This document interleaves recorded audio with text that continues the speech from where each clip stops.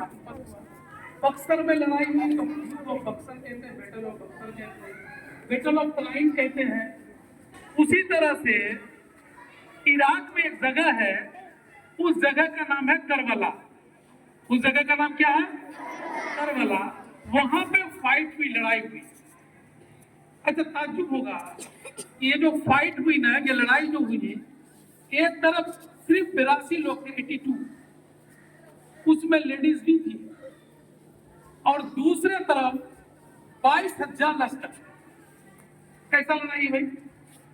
एक तरफ 82 लोग बगैर कोई वेपन्स के, बगैर कोई हथियार के, और एक तरफ 22,000 लोग पूरे अस्त्र शस्त्र के साथ लैस था। ये लड़ाई थी। इस लड़ाई का बैकग्राउंड को समझो। मैदान है, उस मैदान का नाम करबला है। आज का इराक का एक जगह है, इराक में देश है इराक। उस जगह में एक जगह है, उसका नाम है करबला। और इसी करबला में एक लड़ाई हुई। एक तरफ 82 लोग थे, उसमें लेडीज भी थी, बच्चे भी थे, बीमार भी था, और दूसरे तरफ 22,000 लश्कर, 3 कमांडर इन चीफ उसमें थे। सोचिए कैसा लड़ाई रहा होगा। ये लड़ाई हुई क्यों? इसके बैकग्राउंड पे जाएंगे। इसका बैकग्राउंड ये है कि फतह मक्का हो गई तो 3 मुस्लिम ममालिक में मुसलमानों का शासन हो गया। फतह मक्का हो गई तो मक्का, मदीना, आज का सऊदी अरब हो गई। तो मुस्लिम सल्तनत को चलाने के लिए जो बादशाह होता था, उसका नाम था खलीफा। उसका क्या नाम था? खलीफा। तो पहला खलीफा अबू बकर सिद्दीक रज़ी अल्लाह तआला अन्हु हुए, दूसरा उमर फारूक रज़ी अल्लाह तआला अन्हु हुए, तीसरा उस्मान गनी रज़ी अल्लाह तआला अन्हु हुए, और चौथा हजरत अली करमुल्लाह वजह। That is the last. There are only 4 खलीफात इन इस्लामिक हिस्ट्री। यही 4 खलीफा है जिसको सबकी मान्यता प्राप्त है। आज का सीरिया उस वक्त का मुल्क शाम, आज का सीरिया, अभी जो प्रेजेंट हिस्ट्री में आप देखेंगे, ज्योग्राफी में जो देश दिखेगा सीरिया, वो कभी मुल्क शाम हुआ करता था। उस वक्त भी उसकी राजधानी दमिश्क थी। आज भी सीरिया की राजधानी दमिश्क ही है। सीरिया का एक छोटा सा जगह है जो कैपिटल है, उसका नाम है दमिश्क। और उस वक्त भी मुल्क शाम का हेडक्वार्टर का नाम दमिश्क ही था। और नाम में चेंजेस नहीं आया, उसका हेडक्वार्टर था। अलबत्ता देश शाम का नाम बदल के सीरिया हो गया, आज का सीरिया। वहां का एक गवर्नर था माविया रज़ी अल्लाह तआला। तो जब हजरत अली करमुल्लाह वजह को शहीद कर दिया गया, तो सीरिया का जो गवर्नर था, उसने मुस्लिम हुकूमत का अपने को खलीफा घोषित कर दिया, डिक्लेयर कर दिया कि हम खलीफा हैं। याद रखिए, उसका जो कैपिटल टाउन था, उस वक्त लगभग 27 मुस्लिम कंट्री थे। आज का जितना मुस्लिम ममालिक आप देख रहे हैं, उसमें से 27 कंट्री, ईरान, इराक, सऊदीया, अमन, ये जितना देखते हैं, उज्बेकिस्तान, कजाकिस्तान का ये पूरा जो वो टीप का इलाका है, अरबियन 27 कंट्री, उसकी हुकूमत थी। और उसका खलीफा पूरे ये 27 मुल्कों में उनकी हुकूमत चलती थी। तो ये मुल्क बाकी जो मदीना में जो होते थे, वही हेड ऑफ होते थे, खलीफा होते थे, और बाकी जगह जो होते थे उनके गवर्नर होते थे। तो सीरिया का यानी मुल्क शाम का गवर्नर था माविया रज़ी अल्लाह तआला अन्हु। तो जब हजरत अली का शहीद हो गए, हजरत अली शहीद कर दिया गया, तो जब शहीद हो गए तो वो अपने को डिक्लेयर कर दिया कि हम पूरे अरबी कंट्री का, मुस्लिम कंट्री का खलीफा है। 16 ने तय नहीं किया, इसलिए जब मुस्लिम हिस्ट्री आप पढ़ते हैं तो खलीफा 4 ही होता है। माविया ने वायलेशन किया, तोड़ा रूल। फिर उनका बेटा हुआ यजीद। यजीद को बहुत आगे निकल गया। यजीद अब माविया अपने जीते जी यजीद को डिक्लेयर कर दिया खलीफा। यजीद खलीफा बन गया।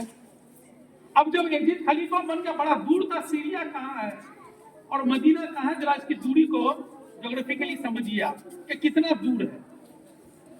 تو اب کیا ہوا کہ ہیڈ کوارٹر ہو گیا سیریا دمشق، تو باقی سب اسٹیٹ ہو گئے. تو مدینہ کا جو گورنر تھا ولید بن عقبہ، مدینہ کا خلیفہ کون تھا؟ ولید بن عقبہ. نام یاد رکھیے، ہسٹری کو سمجھنے میں آسانی ہوگی. ولید بن عقبہ. تو جب اس نے ڈکلیئر کر دیا یزید نے کہ ہم خلیفہ ہیں، تو ہیڈ کوارٹر کے جو گورنر تھے ولید بن عقبہ، ان کو کہا کہ جائیے. اب حضور پاک صلی اللہ علیہ وسلم کے خاندان کے چشم و چراغ حسین تھے، تو کہا کہ حسین کو کہو کہ میرا بیعت ہو جائے. یہ بڑا ٹپیکل ورڈ ہے بیعت کا ہونا. اب سمپلی سمجھیے یہ بیعت کیا ہے.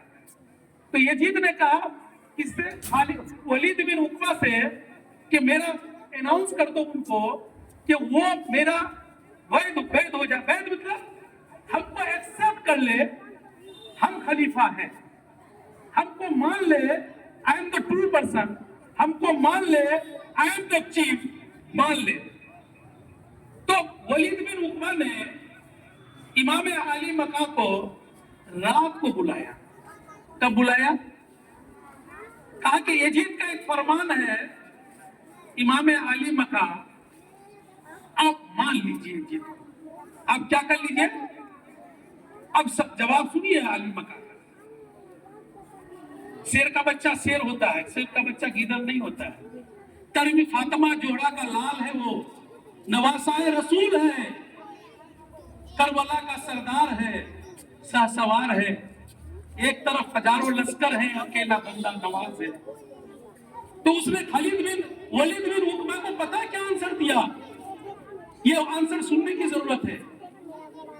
اس نے یہ نہیں کہا کہ میں نواسائے رسول ہوں، اس نے یہ نہیں کہا کہ میں جوڑا کا لال ہوں، اس نے یہ نہیں کہا کہ میں حضرت علی کا بیٹا ہوں. اس نے کچھ نہیں کہا. اس نے ولید بن عقبہ کو جو آنسر دیا وہ زبردست تھا. اس نے آنسر دیا کہ ولید تم ذرا ہم کو سمجھاؤ کہ میں امام حسین کیسے اس کو مان سکتا ہوں. یہ نہیں کہا کہ میں نواسائے رسول ہوں. وہ آدمی ناپاک، وہ آدمی زناکار، وہ آدمی شرابی، میں حسین کیسے اس کو ایکسپٹ کر لوں، کیسے مان لوں؟ اگر میں مان لوں گا تو اسلام چلے گا کیسے؟ ولید تم سمجھنے کا کوشش کرو. تو ولید بن عقبہ نے کہا کہ علی مقام تب تو خون ریزی ہوگی، تب تو خون ریزی ہوگی. یہاں دیکھیے نواسائے رسول کی تربیت، فاطمہ جوڑا کے لال کا تربیت کو سمجھیے. بولا کہ اگر خون بہے گا ولید تو میں یہاں سے ہجرت کرتا ہوں. یہ تو میں نواسائے رسول ضرور ہوں، لیکن رسول کا یہاں پر روزے اطہر بھی ہے، یہ سنہرا گنبد بھی ہے، یہ ہریالی ہے. میں خون کا چھیٹا یہاں آنے نہیں دوں گا، تو میں یہاں سے ہجرت کرتا ہوں ولید. اور پھر امام حسین علی مقام وہاں سے ہجرت کر جاتے ہیں. کہاں سے؟ کیپٹل ٹاؤن مدینہ سے ہجرت کر کے مکہ پہنچتے ہیں. مدینہ سے ہجرت کر کے مکہ پہنچتے. قربانی کا عالم دیکھیے. اس کو گوارا نہیں تھا کہ جہاں وقت کا رسول گزرا ہو، جہاں وقت کے رسول کا روزے اطہر ہو اور وہاں خون ریزی ہو، نواسائے رسول کو یہ پسند نہیں تھا. لیکن وہ کہتا کہ میں مدینہ میں ہی رہوں گا اور یہیں پہ آتے ہیں خون آتا ہے، یہیں پہ جنگ کروں گا. لیکن ایسا نہیں کیا نواسائے رسول نے. قربانی سمجھیے آپ. اس لیے 82 آدمی ایک طرف، 22,000 لشکر ایک طرف، جو جنگ جیتتا اس کا نام اتہاس میں درج ہوتا ہے. لیکن جو جنگ ہارا، میری ماں نے بھی مجھے حسین کی کہانی سنایا، آپ کی دادی نے بھی آپ کو حسین کا کہانی سنایا ہوگا. آنے والا قیامت تک حسین کا ہی چرچا ہوگا. کیوں؟ جس نے جنگ ہارا پھر اس کا چرچا کیسے ہو گیا؟ کیونکہ حق پر تھا.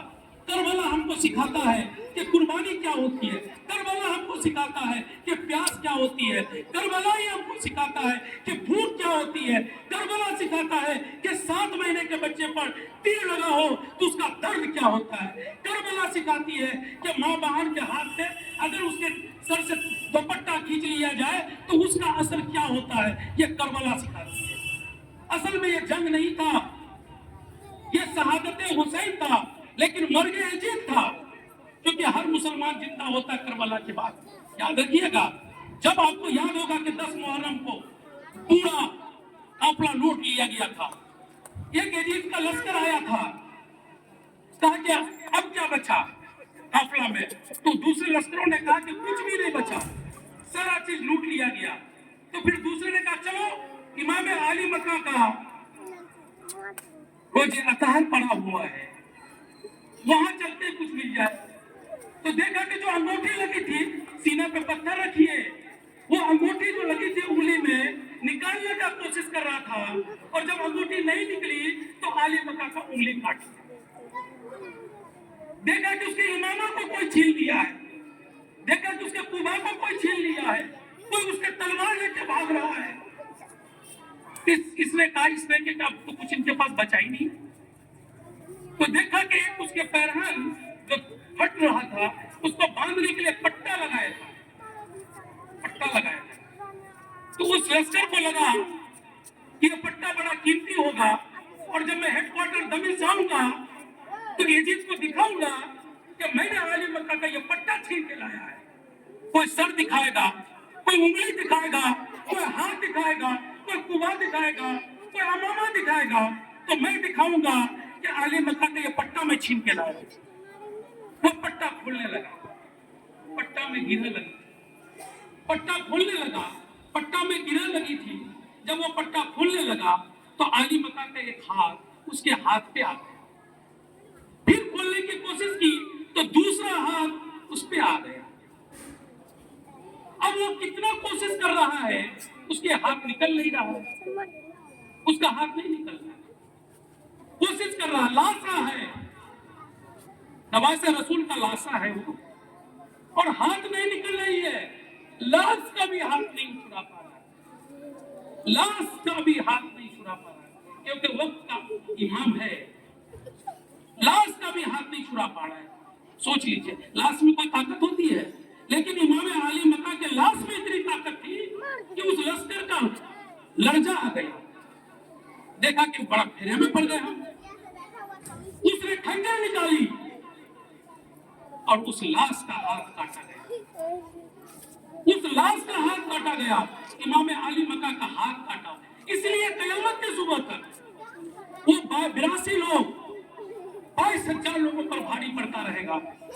इसलिए यह करबला का वाक़या आपके सामने आया है कि लाश से भी हाथ नहीं हटा पा रहा। आप समझ जाएं कि कैसी तरबियत से पला बढ़ा था। और आज इसी के साथ मैं यही खत्म कर रहा हूँ। आपको मैं इसलिए इतना बता रहा हूँ कि आपके दिल में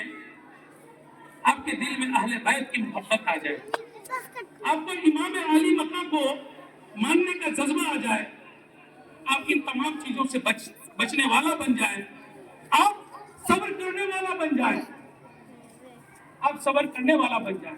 अल्लाह आपको सब्र वालों के साथ उठाए। कल आप उठे इमाम आली मक्का के साथ उठाया जाए, आपको दो जवानों का सरदार है जन्नत का, आप उनके साथ उठाएं। हमारे कहने सुनने का भी अगर थोड़ा असर पड़े तो हमको भी आली मक्का के जर्रा के बराबर की जगह मिल जाए।